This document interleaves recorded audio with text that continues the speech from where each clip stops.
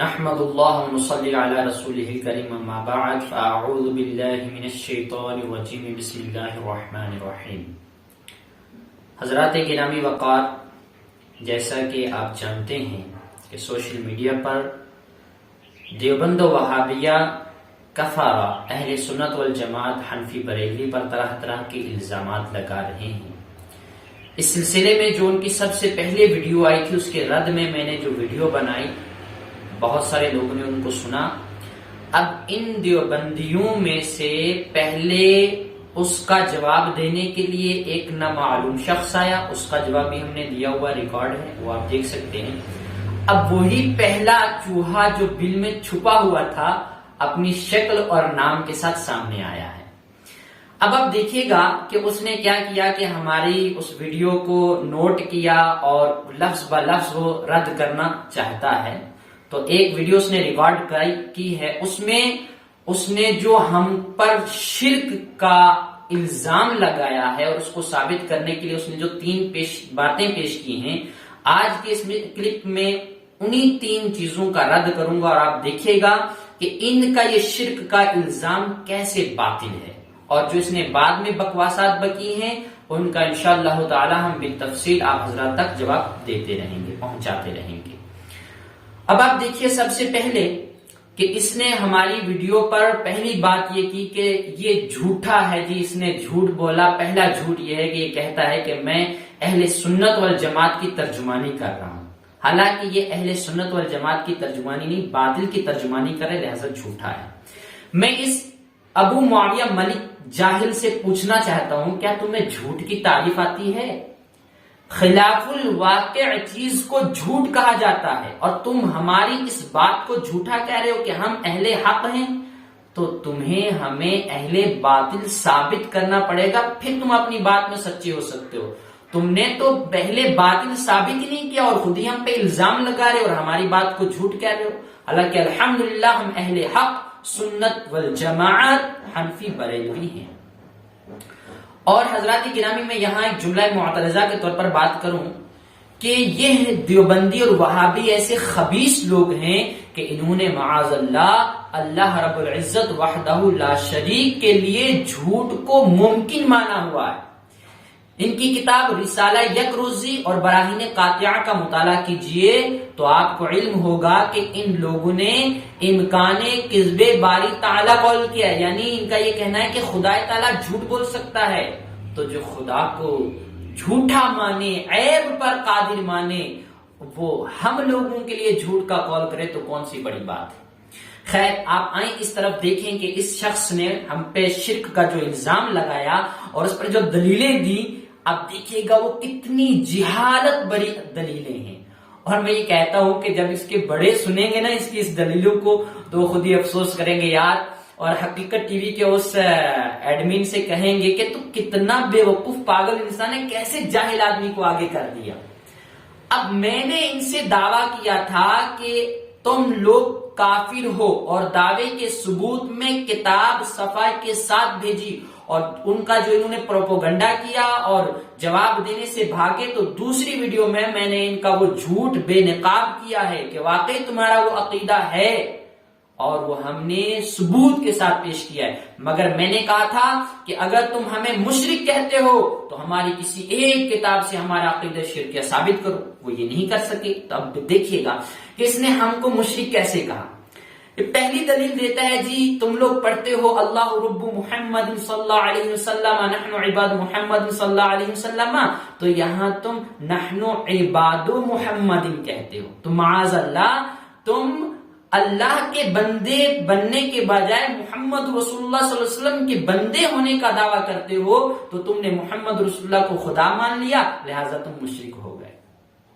اب میں اس ابو معاویہ جاہل سے پوچھنا چاہتا ہوں کہ ذرا یہ بتا، کبھی تو نے دارالعلوم دیوبند کا رخ کیا، ندوۃ العلماء کا رخ کیا؟ اگر تو مدرسے میں جاتا نا اور تو اپنے انہی بڑے مولویوں سے پوچھ لیتا یار عبد کا معنی کیا ہوتا ہے، کبھی تو مصباح اللغت کو اٹھا کر کے دیکھتا کہ عبد کا کیا معنی ہے، القاموس الجدید کو دیکھتا، القاموس الوحید کو دیکھتا، المعانی کو دیکھتا، تو کبھی بھی ایسی گھٹیا حرکت نہ کرتا کہ درود پاک میں لفظ عباد کی وجہ سے ہم اہل سنت والجماعت کو مشرک کہہ دیا. جبکہ ہر انسان جو علم سے واقف ہے وہ جب مصباح اللغت میں العبد عبد عین بادا مادے سے العبد دیکھے گا، القاموس الوحید میں دیکھے گا، القاموس الجدید میں دیکھے گا، المعانی میں دیکھے گا، عربی کی جتنی بھی ڈکشنری ہیں لغات میں دیکھے گا، تو لفظ عبد کا معنی غلام بھی ہوتا ہے، بندہ بھی ہوتا ہے، غلام بھی ہوتا ہے. اب اس نے سوچا کہ اس کا ایک ہی معنی ہے، تو گویا کہ عبداللہ ہونے کے بجائے یہ عبد محمد کہہ رہے ہیں، تو معاذ اللہ مشرک ہو گئے. حالانکہ ایسا ہرگز نہیں ہے. عبد کے معنی جو یہاں ہیں وہ فقط غلام امتی کے ہیں. یہاں بندے کے معنی مراد لینا بطور بمعنی مخلوق یہ بہت بڑی جہالت ہے جس کا اس نے ثبوت دیا ہے. اور آپ کہیں کہ بھئی عبد اللہ کی طرف بھی منسوب کہ عبداللہ کہتے ہیں اور رسول اللہ کی طرف بھی منسوب، تو یہ شرک ہو گیا. تو میں اس کو چھوٹی سی جو عام بولی جاتی مثال وہ دینا چاہتا ہوں کہ بتاؤ قرآن مجید میں تم کہتے ہو انت مولانا، اللہ تعالیٰ کا قرآن ہے، اللہ تعالیٰ کا فرمان ہے، اور تم اس کو پڑھتے ہو انت مولانا فانصرنا، اے اللہ تو ہمارا مولانا ہے، ہمارا مولا ہے، نون ضمیر متکلم کی ہے.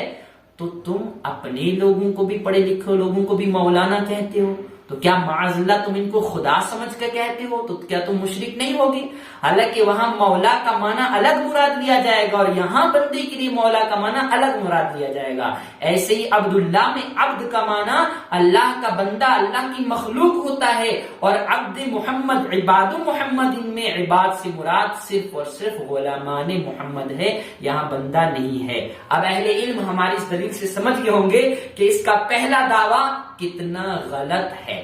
لہٰذا اس کا یہ شرک کا فتویٰ یہیں سے مندفع اور ختم ہو جاتا ہے. آئیے ذرا دوسری بات کی طرف. اس نے کہا جی تم شعر پڑھتے ہو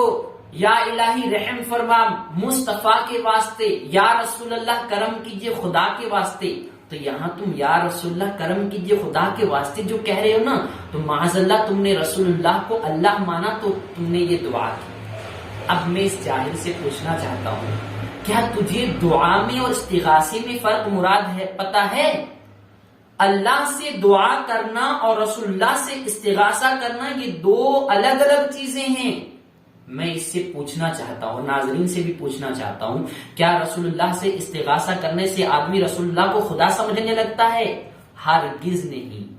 پہلی میں ایک دلیل دوں ان کو کہ تم خود ہی خطبہ پڑھتے ہو نحمد اللہ ونصلی علی رسولہ الکریم، تو رسول اللہ کو جب تم کریم کہتے ہو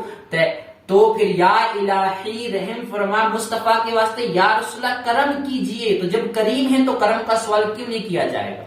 اور میں اس کو یہ ایک بہترین دلیل دینا چاہتا ہوں کہ اگر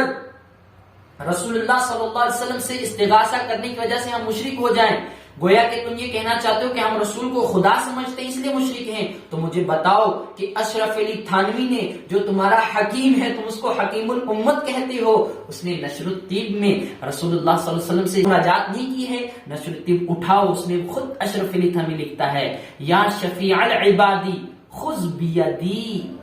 اے بندوں کی شفاعت کرنے والے میری دستگیری کیجئے، مجھ پر کرم کیجئے. تو کیا تمہارا اشرف علی تھانوی بھی رسول اللہ کو معاذ اللہ خدا سمجھ کر کے یہاں دستگیری کا سوال کر رہا ہے اور تم شفاعت کا بھی انکار کرتے ہو؟ تو یہ اپنی نشر الطب میں دیکھ لو کہ تمہارا ہی مولوی، تمہارا ہی اکابرین میں سے ایک بڑا مولوی خود رسول اللہ سے دستگیری کا سوال کر رہا ہے. تو رسول اللہ سے جو دستگیری کی جاتی ہے، رسول اللہ سے جو کرم مانگا جاتا ہے، وہ رسول اللہ کو خدا سمجھ کر ہرگز نہیں مانا جاتا، اللہ کا بندہ سمجھ کر مانا جاتا ہے. اور اگر فن بلاغت یہ جانتا ہو دروس البلاغہ تو امر کی بہت سارے معنی آتے ہیں، اس کو علم سے بالکل پالا پڑا ہی نہیں ہے، جانتا ہی نہیں ہے کہ دعا اور استغاثہ میں کتنا فرق ہے. پھر پہلی بات یہ کہ اگر اس شعر کی وجہ سے معاذ اللہ ہم مشرک ہو جائیں کہ رسول اللہ سے استغاثہ کر رہے ہیں تو یہ سمجھ رہے ہیں کہ ہم رسول اللہ کو خدا سمجھ رہے ہیں، تو سب سے پہلے اس دیوبندی وہابی ابو معاویہ ملک کو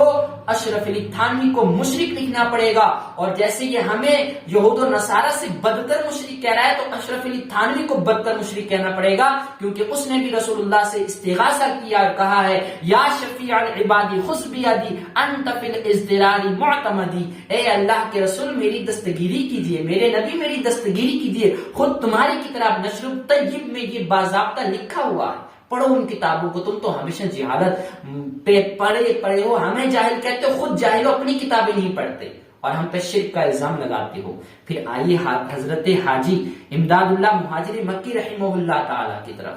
آپ نے کلیات امدادیہ میں باضابطہ رسول اللہ سے مناجات کی ہیں،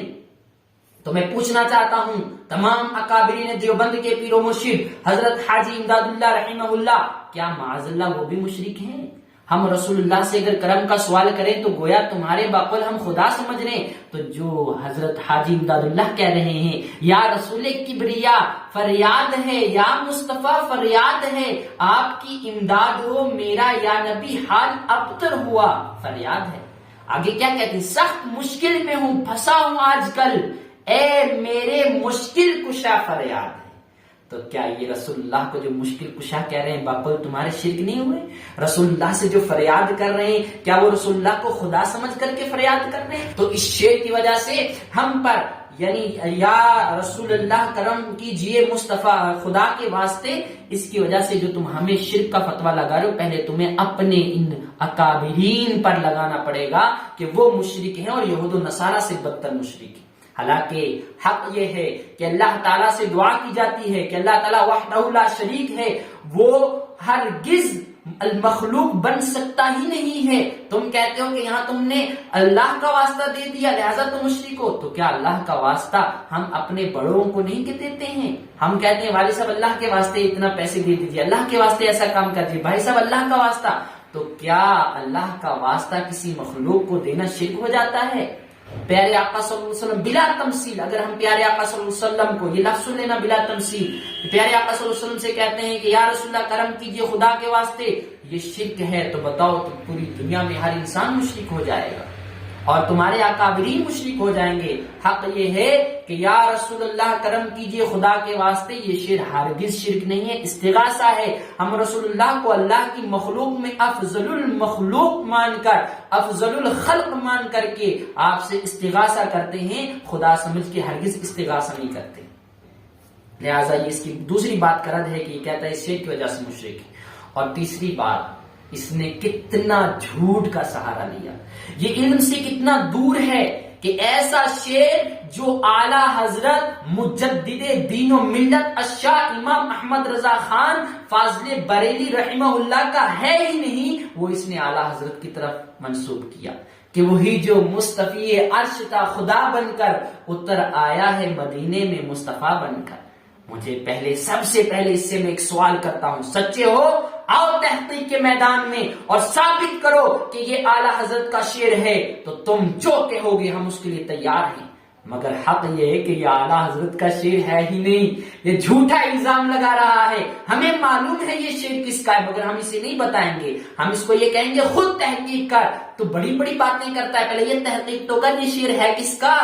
پھر ہم تجھے یہ جواب دیں گے کہ یہ صوفیانہ کلام کس کا اور یہاں معنی کیا ہے، اور تمہیں باضابطہ قرآن و حدیث سے ثابت کر کے دکھائیں گے کہ اس شعر کا مطلب اور مفہوم کیسا ہے، صحیح ہے یا غلط ہے۔ لیکن یہ جھوٹا مکار، علم سے دور، جہالت کا گڑھا، اسے پتہ ہی نہیں کہ یہ شعر کس کا ہے، اور وہ شعر اعلی حضرت کی طرح منسوب کر کے معاذ اللہ ہم لوگوں کو مشرک کہہ رہا ہے۔ اس طریقے سے یہ جھوٹ بول رہا ہے، یہ شعر اعلی حضرت کا ہے ہی نہیں، جس کی وجہ سے ہم مشرک ہوں۔ اس نے 3 دلیلیں پیش کی، ہم نے تینوں کا رد کیا کہ کسی بھی صورت میں ان تینوں چیزوں سے ہم پر ہرگز شرک لازم نہیں آتا، ہم سنی صحیح العقیدہ مسلمان مومن ہیں الحمدللہ، اور ڈنکے کی چوٹ پر کہتے ہیں کہ ہم نے تمہیں کہا تھا کہ کتاب سے ثابت کرو، تمہیں یہ نہ ہو سکا تو درود پاک کا تم نے مطلب و معنی نہیں سمجھا، وہاں سے شرک کا الزام ٹھہرا دیا، شعر کا مطلب اور مفہوم نہیں سمجھا، اپنے اکابرین کو نہیں پڑھا، تجھے تو دعا اور استغاثہ میں فرق نہیں معلوم، تو وہاں سے ہم پر شرک کا فتویٰ لگایا، جبکہ وہاں شرک ہرگز لازم نہیں آتا۔ ہمارے سننے والے، ہمارے ناظرین پڑھے لکھے لوگ ہیں، اور ناظرین آپ اس سے سمجھ سکتے ہیں کہ جب اس کی شروع کی باتوں میں اتنا فراڈ ہے، اتنا جھوٹ ہے، اتنی علم سے عدم واقفیت ہے کہ نہ علم لغات کو جانتا، علم ادب کو جانتا، نہ علم بلاغت کو جانتا، نہ اشعار کو سمجھنے کی تمیز، نہ اپنے اکابرین کی اشعار جو انہوں نے رسول اللہ سے استغاثہ اور مناجات کی ان کا علم، تو اس کے آگے کی بکواسات کا کیا حال ہوگا وہ آپ اسی سے سمجھ سکتے ہیں۔ انتظار کرتے رہیں ان کے ہر باطل بات کا، ہر جھوٹ کا، ہر فراڈ کا مدلل جواب دیا جائے گا۔ ہمارے ناظرین پڑھے لکھے لوگ ہیں، وہ اس بات کو سمجھ سکتے ہیں کہ دعا الگ ہے اور استغاثہ الگ ہے، اور جو تیسرا شعر اس نے پیش کر کے ہم پر شرک کا الزام لگایا وہ اعلیٰ حضرت کا شعر ہے ہی نہیں۔ یہ تو بار بار پڑھتے نا لعنت اللہ علی الکاذبین، اب خود پڑھنا کہ لعنت اللہ علی الکاذبین، تو نے اعلیٰ حضرت پر جھوٹ بولا کہ یہ ان کا شعر ہے، جبکہ یہ ان کا شعر ہے ہی نہیں۔ ناظرین کرام، میرا آخری آج کی اس ویڈیو میں آپ کو ایک پیغام ہے کہ ہم نے دوسرا پارٹ 2 ہے اس کے دوسرے دیوبندی کا رد، اس میں کہا تھا کہ تمہیں دم خم ہے تو سامنے آؤ، تم تو جھوٹ فراڈ، تمہارے یہ لوگ آتے ہیں ہمارے والد صاحب کے پاس اور من پسند کی باتیں کہلوا کر کے تم تک پہنچاتے ہیں۔ آؤ، سرپنچ صاحب بھی موجود ہیں، والد صاحب بھی موجود ہیں، امام صاحب بھی موجود ہیں، ان کے پاس باضابطہ بیٹھ کر کے بات ہوگی کہ کون سچا اور کون جھوٹا ہے، کون فراڈ کر رہا ہے۔ اور تمہارے یہ مولوی جو سامنے آ نہیں سکتے اور تجھ تک باتیں پہنچا رہے ہیں، ان کو یہ بھی تو پوچھ کہ سرپنچ سعید حسین صاحب نے اور مولانا صدیق صاحب نے، قاری مستقیم صاحب نے تمہیں جواب کیا دیا تھا کہ تکلیف ہے تو جامع مسجد منکوٹ میں آ جاؤ، ورنہ جہاں بلاؤ ہم آ جائیں گے، ثابت کرنے کے لیے تیار ہیں کہ تمہارے عقائد کفری ہیں۔ مگر تم سے نہیں ہو سکا تو سوشل میڈیا پہ تم فراڈ پھیلا رہے ہو، تو تمہارا سوشل میڈیا پر تمہیں ہر بات کا جواب دیا جائے گا۔ جو تم نے ختمات پر بات اٹھائی ہے، قانون و شریعت ہمارے پاس موجود ہے، تم نے اس پر بھی جھوٹ بولا ہے، تمہیں ہم لفظ بہ لفظ ثابت کر کے دکھائیں گے کہ اصل حقیقت کیا ہے۔ اور ہم نے ناظرین کو بھی کہتے ہیں سنیے، غور سے سنیے، باتوں کو سمجھیے، ان کی بھی ویڈیو دیکھیے اور ان کا جھوٹ دیکھیے اور ہمارا حق دیکھیے۔ آج کی ویڈیو میں اتنا ہی کافی کہ یہ مشرک ہمیں کہتا ہے وہ جھوٹا ہے، اس کی ساری دلیلیں جھوٹی ہیں، لہٰذا ہم کو مشرک کہنے والا خود ہی کافر ہے، اور اس کے عقائد میں نے گزشتہ ویڈیو میں پیش کیے ہیں، اور بھی انشاءاللہ تعالی آہستہ آہستہ ہم اس کے عقیدے، دیوبند و وہابیہ کے کفر عقیدے، چونکہ یہ سوشل میڈیا پائے ہیں تو سوشل میڈیا کے تھرو اب تک پہنچاتے رہیں گے کہ اپنے عقائد و نظریات کی وجہ سے کافر ہیں۔ وما علینا الا البلاغ۔